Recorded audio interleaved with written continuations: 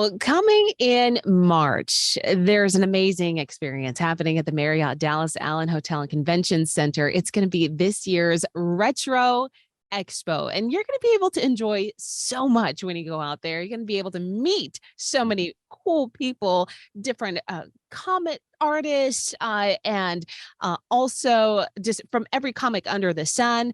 And there is a special guest, especially this year, the legendary Sid Krofft. And he joins us here on the KRLD Zoom room for the afternoon news. And Sid, it's such a joy to have you today on our show. Well, We've been chatting you. with you. Yes, absolutely. Awesome. Thank you for having me on. You know, I am so excited about coming back to Dallas because it really played such a huge part in my big career that I've had. Absolutely. Because the audience out there, I don't know if you're familiar with,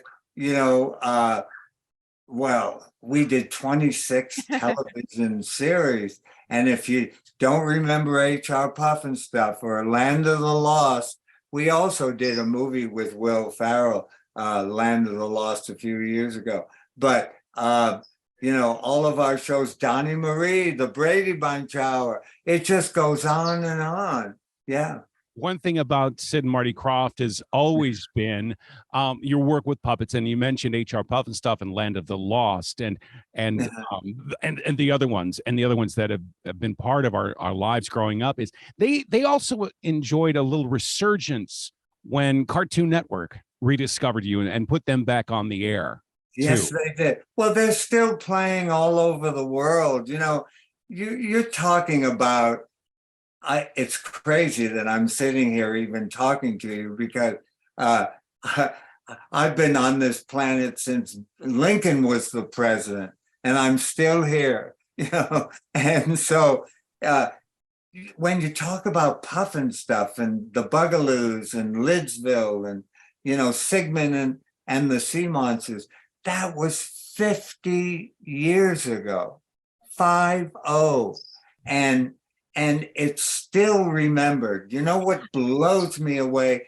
The other night I was at the Jim Henson Studios here in Hollywood. They had a big party there, and there were over 300 people. And the people that when they heard I was there, that just came to, to meet me or congratulate, that they grew up with all of my shows and it's amazing to me that people, after all those years, remember the characters, the songs, and it's mind-blowing. It's also that it's also still relatable. I mean, people can still watch them and find themselves enveloped into the stories, enveloped into the characters, and almost like they forget about time. What do you think is the essence of what your creativity brought to the screen? I don't know it because it was at a time when Saturday morning was all cartoons. And we were approached, and again, just to go back to Angus Wynne that brought us to Texas, Angus Wynne also built behind the Burbank airport, right behind the airport. He wanted us, because we became such a huge success at the park with our puppet show, so he made us the creative heads of all the 6 flag parks. And he said, are you guys capable? Because we're always looking for a company, to put a company together to build our new rides, take care of all of our problems in the park. And of course, I never did anything like that before, but my background, I was in vaudeville, I was in burlesque, I was in the Ringling Brothers Barnum and Bailey Circus in 1946 when the Big Top sat 15,000 people.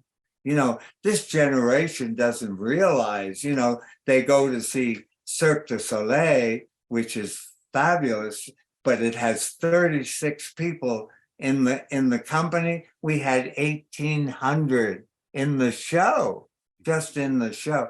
But I didn't perform in the big top. I performed in the sideshow as the world's youngest puppeteer. I was only 15 years old, and Wow. and we played Dallas. We played Dallas, and and Houston, and all the major cities, San Antonio. So that was my first visit to Dallas. But here's the big one. In 1957, I played the Dallas State Fair Theater for a whole solid week with the biggest star on the planet, Judy Garland. So anybody that saw that show, I was the opening act for Judy Garland. We had just before that, we played the Flamingo Hotel in Vegas. That was her first appearance in Vegas. Well, it's amazing you go from Vegas to the State Fair of Texas. When did you decide to make the move from doing more adult type shows into doing kid shows? Yeah, well, this is what happened. When Steve Wynne set us up, and we called it the Show Business Factory. When all the parks opened in April, we installed everything up until that time. We had 250 of the most creative people on the planet. Most of them even left Disney and loved, working in this environment, because we were doing the craziest things, and so anyway, what happened was, when the parks opened, I didn't want to let anybody go. So I asked Steve Wynne if we could open up our doors to Hollywood. And he said, of course, I want you to keep that incredible crew. And so Hanna-Barbera came knocking on our door, and they said, we have an idea to do the banana splits. And we know that you guys have built costume, put people in costumes. And in our puppet shows, we used to do that. Little people, and mix them with the puppets. The critics didn't even, or the audience never knew there were little people on strings in costume in the puppet show. Wow. Anyway, if I could just have a sip of water. Sure, absolutely. I'm really curious. So yeah. let me finish. So what happened was, they came and said, we'd like you to design and build the banana splits. Oh, yeah. Okay, so we did, but NBC was nervous as hell because they were investing a lot of money in that show, and they didn't think it was going to work. And of course, it went through the roof. But the head of programming at NBC came to us and said, you guys are insane. We've never experienced an operation like this. Come up with your own show. Well, Pufnstuf was a character in the San Antonio Hemisphere show for Coca-Cola in their pavilion. That was a puppet show that I created and produced and directed. And so that character became the symbol of the San Antonio. It was so popular. So I took that character. We never did television. I knew nothing about television. I came from live theater. I knew nothing about making a movie or anything like that. And so I took that premise and presented it to NBC, and they bought it. We didn't even do a pilot. They bought it, and we never did a pilot. And then it became such a huge hit that all three networks every year, Wow. we gave them a show, yeah. I'm so curious with the evolution of technology and how entertainment has evolved from your beginnings. You have that creative spirit. When you see all the possibilities, what keeps you up at night with, oh, I wish I could do this, or I want to work with this or this person or that person? What are some of the things that spur in your spirit? Well, I got to tell you something. Everybody loves working with my mind because I don't approach anyone until I feel that it's all going to work, my ideas. And, people keep asking me, well, where did you get all of these crazy ideas from? From life. Because I started when I was 10 years old professionally as a puppeteer that I knew nothing about. And I saw my first puppet show in a vaudeville theater, and I knew right away, I'm 10. Oh, that's what I want to do for the rest of my life. Even though just months before that, I'm talking about 1939, everybody out there.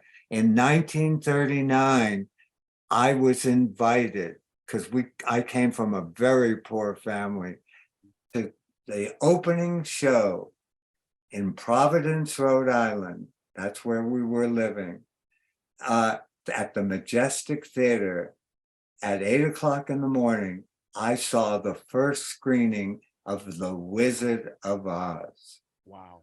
And I knew when I saw it, I'm turning 10. I'm 9 years old, actually. And I knew I couldn't be an actor. I wasn't interested in that. But I was too tall to be a munchkin. So I knew that there's something, that world, I wanted to be in that world at such a young age. And so all my ideas just came from being in vaudeville, being in burlesque, traveling with the Ringling Brothers Circus, traveling the world, performing in the entire world with my act, playing the Lido in Paris, the Folies Bergère in Paris. It's all the knowledge, all the experience, because I'm a really curious guy.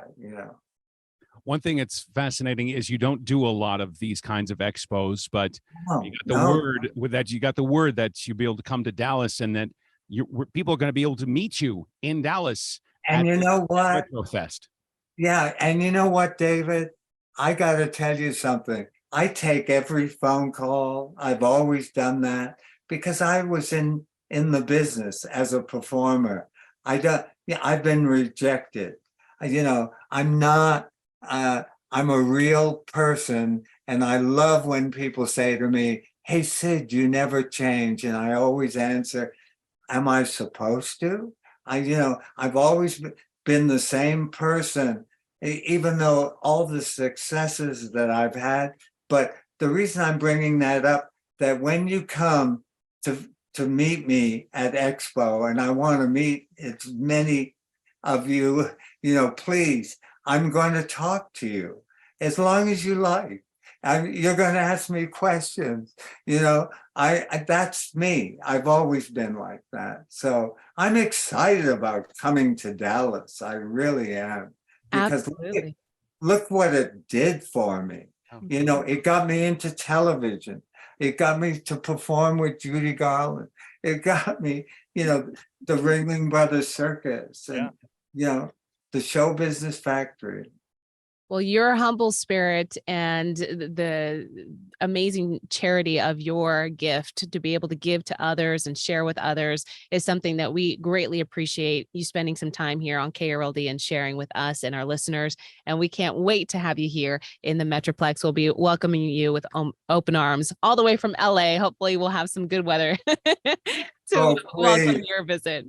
It'll give you a good excuse to come back eventually in September for the State Fair of Texas, so you can experience that again. Absolutely. That'll be fun. Oh, yes. Come down. Come on down, and I will, Thank you for inviting me. I'll be there.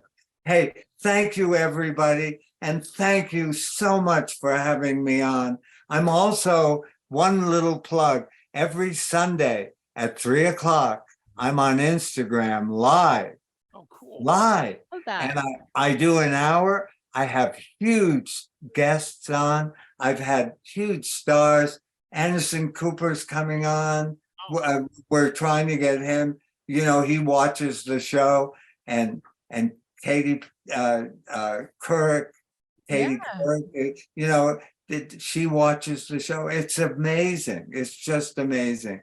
So listen, tune me in at 3:00 Pacific time on Sundays. I have interesting guests, and I'd love to see you all on next weekend. Yeah. Absolutely. You got it. Ladies and gentlemen, that is Sid Krofft right here on the KRLD Afternoon News. Thank you so much for having me.